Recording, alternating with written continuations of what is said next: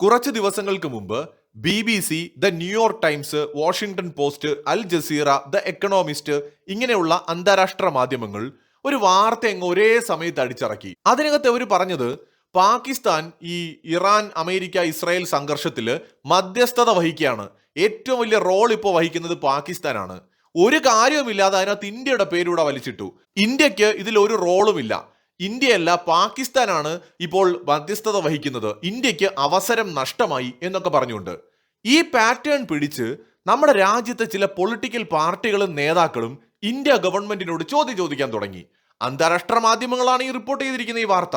ഇന്ത്യയുടെ അവസരം ഇന്ത്യ നഷ്ടപ്പെടുത്തി, ഇത് നയതന്ത്ര പരാജയമാണ്, പാകിസ്ഥാൻ മധ്യസ്ഥത വഹിക്കുന്നത് കണ്ടില്ലേ, ഇന്ത്യക്ക് എന്താണ് ഇതിൽ പറയാനുള്ളത്, മോദി സർക്കാർ പരാജയമാണ് എന്നൊക്കെ പറഞ്ഞുകൊണ്ട് കുറെ രാഷ്ട്രീയക്കാർ, ഇന്ത്യക്കകത്തുള്ള കുറെ രാഷ്ട്രീയക്കാർ ഇതിനെ ഏറ്റുപിടിച്ചു. ഇന്ത്യയുടെ വിദേശകാര്യ മന്ത്രി പറഞ്ഞത് മറുപടിയായിട്ട് പറയേണ്ടി വന്നു അദ്ദേഹത്തിന്. ഈ മധ്യസ്ഥത വഹിക്കുക എന്ന് പറയുന്നത് ഇന്ത്യയുടെ ജോലിയല്ല, ഇന്ത്യ അത് ചെയ്യുന്നില്ല. ഇന്ത്യ ഒരു രാജ്യത്തിന് വേണ്ടി ബ്രോക്കർ പണിയെടുക്കുന്നില്ല, അതും ഇന്ത്യയുടെ ജോലിയല്ല എന്ന് പറഞ്ഞ് അദ്ദേഹം അവസാനിപ്പിച്ചു. എന്നിട്ടും ഇന്ത്യയിലെ ചില രാഷ്ട്രീയക്കാർ വിട്ടിട്ടില്ല. കോൺഗ്രസിലെ അടക്കം നേതാക്കൾ, രാഹുൽ ഗാന്ധി അടക്കമുള്ളവര് എന്തിനും ഏതിനും ഇന്ത്യക്ക് വീഴ്ച പറ്റി, ഇന്ത്യ പരാജയമാണ്, ഇന്ത്യ അങ്ങനെയാണ് ഇങ്ങനെയാണെന്ന് പറഞ്ഞുകൊണ്ടേയിരുന്നു. അന്താരാഷ്ട്ര മാധ്യമങ്ങൾ, പ്രത്യേകിച്ച് അമേരിക്കയിലെയും യൂറോപ്പിലെയും മാധ്യമങ്ങൾ പടച്ചുവിടുന്ന കാര്യങ്ങളെ ഏറ്റുപിടിച്ചുകൊണ്ട് മോദി ഗവൺമെന്റിനെതിരായിട്ട് അത് ഉപയോഗിക്കുന്ന ജോലിയാണ് ഇവിടുത്തെ പല പ്രതിപക്ഷ നേതാക്കളും ഇപ്പോൾ ചെയ്തുകൊണ്ടിരിക്കുന്നത് നമ്മുടെ രാജ്യത്ത്. എന്ന് വെച്ചാൽ വിദേശ ശക്തികളുടെ ചട്ടുകമായിട്ട് ചിലർ ഇവിടെ പ്രവർത്തിക്കുന്നുണ്ട്. അതായത് നമ്മുടെ നാട്ടിലടക്കം, മലയാളത്തിലടക്കം, കേരളത്തിലുള്ള ആളുകളടക്കം ഭയങ്കരമായിട്ട് കമന്റ്സ് ഒക്കെ വരെ ഇട്ട് അങ്ങ് ആഘോഷിച്ചു കളഞ്ഞു, പാകിസ്ഥാൻ വലിയ സംഭവമാണെന്നും പറഞ്ഞുകൊണ്ട്. ഇപ്പോ ഇറാന്റെ ഭാഗത്ത് നിന്ന് ഒഫീഷ്യലായിട്ട് തന്നെ സ്ഥിരീകരണം വന്നിട്ടുണ്ട്. അത് പാകിസ്ഥാന്റെ ഒരു PR വർക്കിന്റെ ഭാഗമായിട്ടാണ് പാകിസ്ഥാൻ മധ്യസ്ഥത വഹിക്കുന്നു എന്ന് പറഞ്ഞിട്ട് പടച്ചുവിട്ടത്. ഒരു തരത്തിലുള്ള മധ്യസ്ഥ ശ്രമവും നടക്കുന്നില്ല എന്ന് ഇറാൻ സ്ഥിരീകരിച്ചു. ഇസ്രായേൽ സ്ഥിരീകരിച്ചിരിക്കുകയാണ്. ഇസ്രായേൽ അവരുടെ പല ഉന്നതരായ ഉദ്യോഗസ്ഥരും നേതാക്കളും വ്യക്തമാക്കി കഴിഞ്ഞു, അങ്ങനെ എന്തെങ്കിലും മധ്യസ്ഥത വഹിക്കുന്നുണ്ടെങ്കിൽ ഞങ്ങൾ അത് ഇന്ത്യയുമായിട്ടേ ചെയ്യുള്ളൂ, പാകിസ്ഥാനെ കൊണ്ട് മധ്യസ്ഥത ചെയ്യിപ്പിക്കേണ്ട ഒരു ഗതികേടൊന്നും ഇസ്രായേലിന് വന്നിട്ടില്ല എന്ന് ഇസ്രായേലും പറഞ്ഞിരിക്കുകയാണ്. അപ്പോ ഇവിടെ പാകിസ്ഥാൻ നടത്തിയ PR വർക്ക് പൊളിഞ്ഞിരിക്കുകയാണ്. പക്ഷെ നിങ്ങൾ ഈ വാർത്ത, ഇസ്രയേലും ഇറാനും പാകിസ്ഥാന്റെ മധ്യസ്ഥത വഹിച്ചു എന്ന വാദം തള്ളിക്കളഞ്ഞതിനെ ഈ പറഞ്ഞ അന്താരാഷ്ട്ര മാധ്യമങ്ങളിൽ പോയി നോക്കിക്കഴിഞ്ഞാൽ ഒരു തരത്തിലുള്ള വാർത്തയും കാണാൻ പറ്റില്ല, മുക്കിയിരിക്കുകയാണ്. ഒന്ന് ജസ്റ്റ് ഏതെങ്കിലും ഒരു നമ്മുടെ ChatGPT ഒക്കെ പോലെയുള്ള ഏതെങ്കിലും ഒരു ആർട്ടിഫിഷ്യൽ ഇന്റലിജൻസ് പ്ലാറ്റ്ഫോമിൽ പോയിട്ട് ഇന്ത്യ വിരുദ്ധ മാധ്യമങ്ങൾ, ഇന്ത്യ വിരുദ്ധ നിലപാടുകൾ സ്വീകരിക്കുന്ന അന്താരാഷ്ട്ര മാധ്യമങ്ങൾ ഏതൊക്കെയാണ് എന്ന് ജസ്റ്റ് ഒന്ന് സെർച്ച് ചെയ്ത് നോക്കുക. അപ്പോൾ നിങ്ങൾക്ക് ഞെട്ടിക്കുന്ന ഒരു ലിസ്റ്റ് കിട്ടും. അതിൽ ഒന്നാമത്തെ പേരെന്ന് പറയുന്നത് ബ്രിട്ടീഷ് ബ്രോഡ്കാസ്റ്റിംഗ് കോർപ്പറേഷൻ അഥവാ BBC ആണ്. രണ്ടാമത്തെ പേര് ദ ന്യൂയോർക്ക് ടൈംസ് ആണ്. മൂന്നാമത്തെ പേര് ദ വാഷിംഗ്ടൺ പോസ്റ്റ് ആണ്. നാലാമത്തെ പേര് അൽ ജസീറയാണ്. അഞ്ചാമത്തെ പേര് ദ എക്കണോമിസ്റ്റ് ആണ്. ഒന്നും കൂടി പരിശോധിച്ചാൽ ഇനിയും കുറെ പേരുകൾ കിട്ടും. അതായത് ഇന്ത്യ വിരുദ്ധ നിലപാടുകൾ എടുക്കുന്ന മാധ്യമങ്ങളുടെ പേരുകളാണ്. ഇത്തരം വിഷയങ്ങൾ അറിയുമ്പോൾ തന്നെ നമ്മുടെ സമ്പത്തിനെ ബാധിക്കുന്ന, നമ്മളെ ദരിദ്രനാക്കി മാറ്റാൻ പോലും ശേഷിയുള്ള ഒരു കാര്യത്തെ കൂടി ഞാൻ ഇതിനിടയിൽ ഓർമ്മിപ്പിക്കുകയാണ്. മറ്റൊന്നുമല്ല, നമ്മൾ പലപ്പോഴും നമ്മുടെ ചുറ്റും കാണുന്ന ഒരു കാര്യം തന്നെയാണ്. പക്ഷെ എന്നിട്ടും നമ്മളിൽ പലരും ഇത് നിസ്സാരമായി കണ്ട് അവഗണിക്കാറുണ്ട്. അതായത് ഒരു ആശുപത്രി ചെലവ് വന്നിട്ട് സഹായം അഭ്യർത്ഥിക്കുന്ന ആളുകൾ പലപ്പോഴും നമ്മൾ സോഷ്യൽ മീഡിയയിലും നമ്മുടെ ചുറ്റുമൊക്കെ കാണാറുണ്ട്, അല്ലെ? പലരുടെയും അവസ്ഥ വളരെയധികം സങ്കടമുണ്ടാക്കുന്ന കാര്യമാണ്. പക്ഷെ അപ്പോഴും നമ്മൾ കരുതുന്നത് ഇതൊന്നും നമ്മളെ ബാധിക്കില്ല, നമ്മുടെ കുടുംബത്തെ ബാധിക്കില്ല എന്നാണ്. എന്നാൽ പലപ്പോഴും നമ്മൾ സുരക്ഷിതരാണെന്ന് വിശ്വസിക്കുമ്പോൾ തന്നെ എല്ലായ്പ്പോഴും അങ്ങനെ ആകണമെന്നില്ല. അതിന്റെ കാരണം പല ഹോസ്പിറ്റൽ കേസുകളിലും നമുക്ക് വേണ്ടി വരുന്നത് 50-60 ലക്ഷം രൂപയൊക്കെയാണ്. പലപ്പോഴും അത്ര വലിയ തുകയാണ് ബില്ലുകളായിട്ട് വരാറുള്ളത്. അപ്പോൾ ഉള്ളതെല്ലാം വിറ്റുപറക്കുന്നതിനേക്കാൾ നല്ലത് ഒരു ഹെൽത്ത് ഇൻഷുറൻസ് എടുത്തു വയ്ക്കുന്നതല്ലേ? ഇപ്പോ വളരെ ചിലവ് കുറവില് മാസം ഒരു 400-500 രൂപയൊക്കെ മുതൽ തന്നെ നമുക്ക് ഹെൽത്ത് പ്ലാനുകൾ ലഭ്യമാണ്. അതും ഇന്ത്യയിലെ തന്നെ ടോപ്പ് കമ്പനികളിൽ നിന്ന് 1 കോടി വരെ പോലും കവറേജ് കിട്ടുന്ന ഹെൽത്ത് പ്ലാനുകളെ താരതമ്യം ചെയ്ത് എടുക്കാനായിട്ട് സാധിക്കും. ഇതിനാവശ്യമായ ലിങ്ക് ഞാൻ വീഡിയോയുടെ ഡിസ്ക്രിപ്ഷനിലും കമന്റിലും നൽകിയിട്ടുണ്ട്. BP, തൈറോയിഡ്, ആസ്മ, ഡയബറ്റ് പോലെയുള്ള അസുഖങ്ങൾക്കും 1-ാം ദിവസം മുതൽ തന്നെ കവറേജ് കിട്ടുന്ന പ്ലാനുകൾ അടക്കം ഇന്ന് ലഭ്യമാണ്. ഇനി നാട്ടിലുള്ളവർക്ക് മാത്രമല്ല, പ്രവാസികൾക്കും നാട്ടിൽ നിന്നും വിദേശത്തേക്കാൾ 35% വരെ ചിലവ് കുറവിൽ ഇനി ഹെൽത്ത് ഇൻഷുറൻസുകൾ എടുക്കാൻ സാധിക്കും. ഇനി അൺലിമിറ്റഡ് പ്ലാനുകൾ വേണമെങ്കിൽ അതും എടുക്കാം. അപ്പോൾ എത്ര രൂപ ഹോസ്പിറ്റൽ കേസ് വന്നാലും പേടിക്കേണ്ടി വരില്ല. അത്തരം പ്ലാനുകളൊക്കെ ഹെൽത്തി ആയിട്ടുള്ള ഒരാൾക്ക് ഒരു വർഷത്തിൽ 10,000 രൂപ റേഞ്ചിലൊക്കെ എടുക്കാനായിട്ട് ഇന്ന് സാധിക്കും. പിന്നെ നിങ്ങളുടെ മെഡിക്കൽ ഹിസ്റ്ററി, സ്ഥലം, വയസ്സ് ഇതൊക്കെ അനുസരിച്ച് ചെറിയ മാറ്റം വന്നേക്കാം.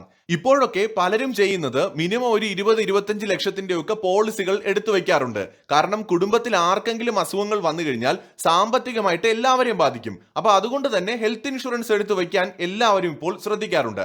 ഇനിയും നിങ്ങൾ എടുത്തില്ല എന്നുണ്ടെങ്കിൽ തീർച്ചയായിട്ടും ഒന്ന് ചെക്ക് ചെയ്ത് നോക്കുക.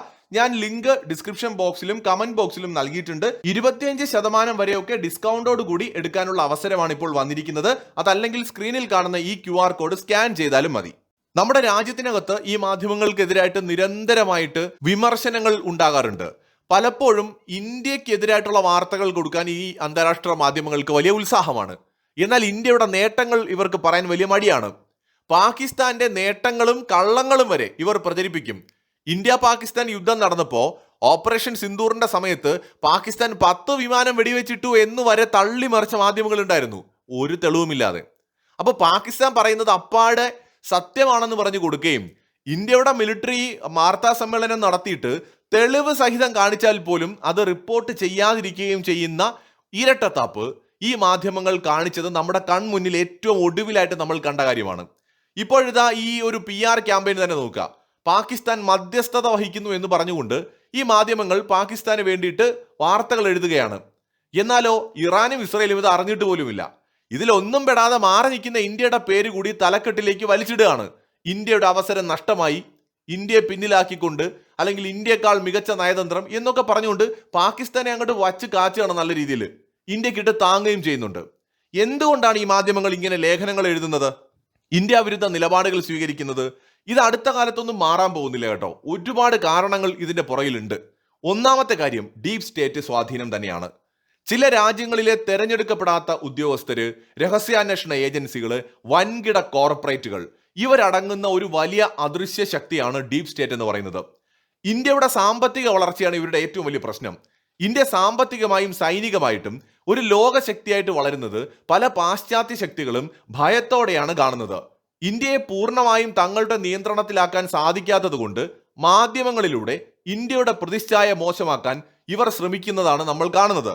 രണ്ടാമത്തേത് നരേറ്റീവ് വാറാണ്. ഇന്ത്യയിലെ സർക്കാരിനെ സമ്മർദ്ദത്തിലാക്കാനും അന്താരാഷ്ട്ര തലത്തിൽ ഇന്ത്യയുടെ വിശ്വാസ്യത കുറയ്ക്കാനും ഇത്തരം മാധ്യമങ്ങളെ ഇവർ ഉപകരണങ്ങളായിട്ട് ഉപയോഗിക്കുന്നുണ്ട്. ഇത് ചില രാഷ്ട്രീയ നിരീക്ഷകർ പലപ്പോഴായി ചൂണ്ടിക്കാണിച്ച കാര്യമാണ്. ഡീപ് സ്റ്റേറ്റ് ചെയ്യുന്ന പണികളാണിത്. ജോർജ് സോറസിനെ പോലെയുള്ള നൂറുകണക്കിന് ആളുകൾ പല രൂപത്തിൽ ഇത്തരം സംഘടനകളുമായിട്ട് കണക്റ്റഡ് ആണ്. ഇവർക്ക് നമ്മുടെ ഇന്ത്യയിലടക്കമുള്ള രാഷ്ട്രീയ നേതാക്കളുമായിട്ട് ബന്ധമുണ്ടാകാം, ഇവിടെയുള്ള NGOകളുമായിട്ട് ബന്ധമുണ്ടാകാം. ആരാണെന്നോ എന്താണെന്നോ നമുക്ക് അറിയാൻ പോലും പറ്റില്ല. ഇവിടെയുള്ള മാധ്യമങ്ങളുമായിട്ടോ മാധ്യമ പ്രവർത്തകരുമായിട്ടോ പോലും ഡീപ് സ്റ്റേറ്റിന് ബന്ധങ്ങൾ ഉണ്ടാകാം. ഇതും നമുക്ക് പെട്ടെന്ന് മനസ്സിലാക്കാൻ കഴിയില്ല. ആ വിധത്തിലാണ് ഇവർ പ്രവർത്തിക്കുന്നത്. അപ്പോൾ ഒരു രാജ്യത്തെ അട്ടിമറിക്കാനും നമ്മുടെ രാജ്യത്തിന്റെ വളർച്ചയെ അങ്ങനെ അല്ലെന്ന് കാണിക്കാനും ഇകഴ്ത്താനും ഒക്കെ ആയിട്ട് ഡീപ് സ്റ്റേറ്റ് കുറെ കാലമായിട്ട് പരിശ്രമിക്കുന്നുണ്ട്. അതിന്റെ ഭാഗമാണ് നമ്മൾ ഈ കാണുന്ന മാധ്യമങ്ങളിലെ ഈ ഇരട്ടത്താപ്പ്. മറ്റൊന്ന് പാകിസ്ഥാനോട് ഈ മാധ്യമങ്ങൾക്കുള്ള മൃദു സമീപനമാണ്. ചില മാധ്യമങ്ങൾ പാകിസ്ഥാനെയും മറ്റ് ഇന്ത്യ വിരുദ്ധ ശക്തികളെയും പിന്തുണയ്ക്കുന്നതായി തോന്നാൻ പ്രധാനമായിട്ട് 2 കാരണങ്ങൾ കൂടിയുണ്ട്. ശീതയുദ്ധ കാലം മുതൽക്കേ പല പാശ്ചാത്യ രാജ്യങ്ങൾക്കും മാധ്യമങ്ങൾക്കും പാകിസ്ഥാൻ ഒരു പ്രധാന പങ്കാളിയായിരുന്നു. ആ പഴയ ബന്ധങ്ങളുടെ സ്വാധീനം ഇന്നും പല മാധ്യമ റിപ്പോർട്ടുകളിലും കാണാം.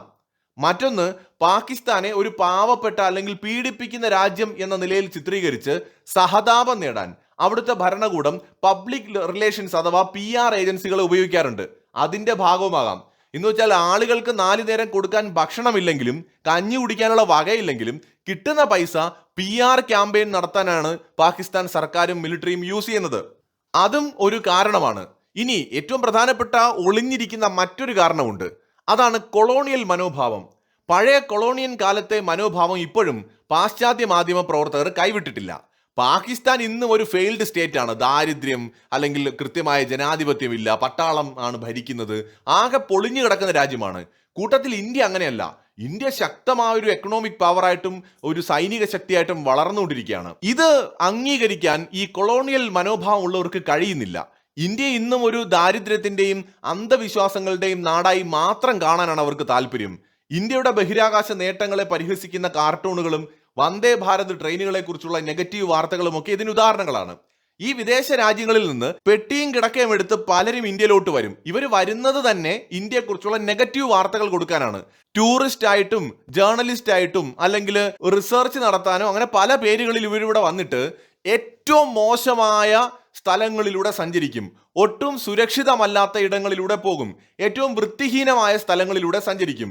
നല്ല നല്ല ട്രെയിനുകളും ആ ട്രെയിനുകളിൽ തന്നെ ഫസ്റ്റ് ക്ലാസ് എന്നും സെക്കൻഡ് ക്ലാസ് എന്നും തേർഡ് ക്ലാസ് എന്നും ഒക്കെയുള്ള AC കോച്ചുകളും ഉണ്ടെങ്കിലും ഏറ്റവും വൃത്തിഹീനമായിട്ടുള്ള ഒരു ട്രെയിനിന്റെ ഏറ്റവും മോശം ബോഗിയിൽ കയറിയിട്ട് വളരെ മോശമായ രീതിയിലുള്ള വീഡിയോകൾ ചിത്രീകരിക്കും. ഏറ്റവും മോശമായ ഭാഗങ്ങൾ മാത്രം ചിത്രീകരിച്ച് നല്ലതെന്ന് കാണുന്നതെല്ലാം ഒഴിവാക്കും.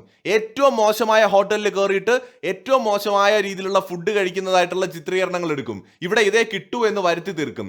നല്ല ഹോട്ടലുകൾ കണ്ടാലും കയറില്ല. ഇങ്ങനെ നെഗറ്റീവ് വാർത്തകൾ മാത്രം എടുക്കാൻ വേണ്ടിയിട്ട് ഈ അവിടെ നിന്ന് വിമാനം പിടിച്ച് പൈസയും ചെലവാക്കി ഇവിടെ വരുന്ന കൂട്ടരുണ്ട്. അത് സോഷ്യൽ മീഡിയയിൽ വിറ്റ് പൈസയാക്കും, മാധ്യമങ്ങൾ വഴി പ്രചരിപ്പിക്കും. ഇങ്ങനെ പല അജണ്ടകളോടും ഇവിടെ വരുന്നവരുണ്ട്. അതായത് ഇന്ത്യയുടെ പേരില്ലാതാക്കുക. ഇതെല്ലാം വലിയ കളികളുടെ ഭാഗമാണ്. പലരും പെയ്ഡാണ് എന്ന് വെച്ചാൽ പൈസ കൊടുത്ത് അവിടെ നിന്ന് ഇങ്ങോട്ട് അവരെ വിടുന്നത് തന്നെ ഇന്ത്യയുടെ നെഗറ്റീവുമായിട്ട് ചെല്ലാൻ വേണ്ടിയിട്ടാണ്. പോസിറ്റീവ് ഉണ്ടെങ്കിൽ പറയില്ല, നിഷ്പക്ഷമായിട്ട് പറയില്ല. ഇങ്ങനെയുള്ള നിരവധി ആളുകൾ നമ്മുടെ നാട്ടിലേക്ക് വന്നു പോകുന്നുണ്ട് വിദേശികളായിട്ട്. ഇവരുടെ ഒക്കെ അജണ്ട ഇന്ത്യയുടെ പേരില്ലാതാക്കുക എന്നുള്ളതാണ്. മറ്റൊന്ന് ലിബറൽ അജണ്ടകളാണ്. അന്താരാഷ്ട്ര മാധ്യമങ്ങളിലെ വലിയൊരു വിഭാഗം കടുത്ത ലിബറൽ ആശയങ്ങൾ പിന്തുടരുന്നവരാണ്. ഇന്ത്യയിലെ നിലവിലെ സർക്കാർ പിന്തുടരുന്ന ദേശീയതയിലൂന്നിയ നയങ്ങൾ അല്ലെങ്കിൽ നാഷണലിസം അവരുടെ ആഗോള അജണ്ടകൾക്ക് വിരുദ്ധമായതുകൊണ്ട് ബോധപൂർവം കുറ്റങ്ങൾ മാത്രം തിരഞ്ഞുപിടിച്ച് അവർ റിപ്പോർട്ട് ചെയ്യുന്നുണ്ട്. ആവശ്യമുള്ളിടത്തും ഇല്ലാത്തടത്തും ഒക്കെ ഇന്ത്യയുടെ പേര് വലിച്ചിടുന്നുണ്ട്. അതായത് ഇതൊരു നരേറ്റീവ് യുദ്ധമാണ്. ഇന്ത്യയുടെ വളർച്ചയെ തടയാനോ നിയന്ത്രിക്കാനോ ആഗ്രഹിക്കുന്ന ശക്തികൾ മാധ്യമങ്ങളെ ഒരു ആയുധമായിട്ട് ഉപയോഗിച്ചുകൊണ്ട് നടത്തുന്ന യുദ്ധം. ഇതിനെതിരെ നമ്മൾ ഫൈറ്റ് ചെയ്തേ മതിയാകും. മറ്റു വഴികളില്ല. ഇല്ലെങ്കിൽ സത്യം പ്രചരിക്കുന്നതിനേക്കാൾ 1000 മടങ്ങ് വേഗത്തിൽ കള്ളമായിരിക്കും പ്രചരിക്കുക. ഇപ്പോഴും ഓപ്പറേഷൻ സിന്ദൂറിൽ പാകിസ്ഥാൻ എന്തോ വലിയ നേട്ടമുണ്ടാക്കിയെന്ന് വിശ്വസിക്കുന്ന ആളുകൾ ഈ ലോകത്തുണ്ട്. അത് ഈ നരേറ്റീവ് വാർഫെയറിന്റെ ഭാഗമായിട്ടുണ്ടായ കാര്യമാണ്. ഇതിനെ നിയന്ത്രിക്കേണ്ടത് വളരെ അത്യാവശ്യമായ കാര്യം തന്നെയാണ്. ഇപ്പൊ ഈ പാകിസ്ഥാന്റെ PR വർക്കിന്റെ കാര്യം തന്നെ എടുക്കുക. ഈ ഇസ്രായേലുമായിട്ട് എന്ത് ബന്ധമാണ് പാകിസ്ഥാനുള്ളത്? ഇസ്രായേലുമായിട്ട് നയതന്ത്ര ബന്ധമില്ലാത്ത പാകിസ്ഥാൻ എങ്ങനെയാണ് ഇസ്രായേൽ-ഇറാൻ യുദ്ധം അവസാനിപ്പിക്കാനായിട്ട് മധ്യസ്ഥത വഹിക്കാൻ പോകുന്നത്? അവിടെയാണ് പാകിസ്ഥാന്റെ PR വർക്കിന്റെയും നരേറ്റീവ് യുദ്ധത്തിന്റെയും മികവ്. പാകിസ്ഥാൻ ബാക്കി എല്ലാത്തിലും ഫെയിൽ ആണെങ്കിലും ഈ വ്യാജ വാർത്തയും പച്ചക്കള്ളവും പ്രചരിപ്പിക്കാൻ അവർ മുന്നിലാണ്. കാരണം അവർക്ക് സപ്പോർട്ടായിട്ട് ഡീപ് സ്റ്റേറ്റ് ഉണ്ട്. ഈ പറയുന്ന അന്താരാഷ്ട്ര മാധ്യമങ്ങൾ, ഡീപ് സ്റ്റേറ്റിന്റെ എച്ചിൽ തിന്നുന്ന മാധ്യമങ്ങളുമുണ്ട്. അവര് ഇന്ത്യ എപ്പോഴും നെഗറ്റീവ് ആക്കിക്കൊണ്ടിരിക്കും. ഒന്നുമല്ലാത്ത പാകിസ്ഥാനെ പോലും എന്തോ വലിയ സംഭവമായിട്ട് കാണിക്കും. എന്നാൽ ഇപ്പോൾ ഇറാന്റെയും ഇസ്രായേലിന്റെയും ഈ ഒരു പ്രതികരണം കൊണ്ട് കുറെ ഇന്ത്യൻ മാധ്യമങ്ങളെങ്കിലും അത് റിപ്പോർട്ട് ചെയ്തതുകൊണ്ട് ഒരു പരിധിവരെ പാകിസ്ഥാന്റെ ഈ നുണ പ്രചരണത്തെ നമുക്ക് ഇല്ലാതാക്കാൻ കഴിഞ്ഞിട്ടുണ്ട്. ഇത്തരം ആഗോള വിഷയങ്ങളൊക്കെ പറയുമ്പോൾ തന്നെ വീഡിയോയുടെ തുടക്കത്തിൽ പറഞ്ഞ പ്രധാനപ്പെട്ട കാര്യം ഒന്നുകൂടി ഞാൻ ഓർമ്മിപ്പിക്കുകയാണ്. ഹെൽത്ത് ഇൻഷുറൻസ് നാളെ എടുത്തു വയ്ക്കാം, അല്ലെങ്കിൽ അസുഖം വരുമ്പോൾ നോക്കാം എന്ന് പറഞ്ഞ് മാറ്റിവെക്കേണ്ട ഒന്നല്ല. ഹോസ്പിറ്റൽ ചിലവുകൾ ആ രീതിയിലാണ് ഓരോ ദിവസം കഴിയും തോറും കൂടി വരുന്നത്. മാത്രമല്ല മികച്ച ചികിത്സ ലഭ്യമാക്കാൻ ഹെൽത്ത് ഇൻഷുറൻസ് ഉണ്ടെങ്കിൽ സാധിക്കുകയും ചെയ്യും. ഇന്ത്യയിലെ തന്നെ ലീഡിംഗ് കമ്പനികളെ കമ്പയർ ചെയ്തിട്ട് നിങ്ങളുടെ ഇഷ്ടത്തിനനുസരിച്ചുള്ള ഇൻഷുറൻസ് പോളിസി 25% വരെ ഡിസ്കൗണ്ടോട് കൂടിയിട്ട് ലഭിക്കാനുള്ള ലിങ്ക് ഞാൻ ഡിസ്ക്രിപ്ഷൻ ബോക്സിലും കമന്റ് ബോക്സിലും നൽകിയിട്ടുണ്ട്. അല്ലെങ്കിൽ ഈ സ്ക്രീനിൽ കാണുന്ന QR കോഡ് സ്കാൻ ചെയ്ത് നോക്കിയാലും മതി. മറ്റൊരു വീഡിയോയുമായി വീണ്ടും കാണാം.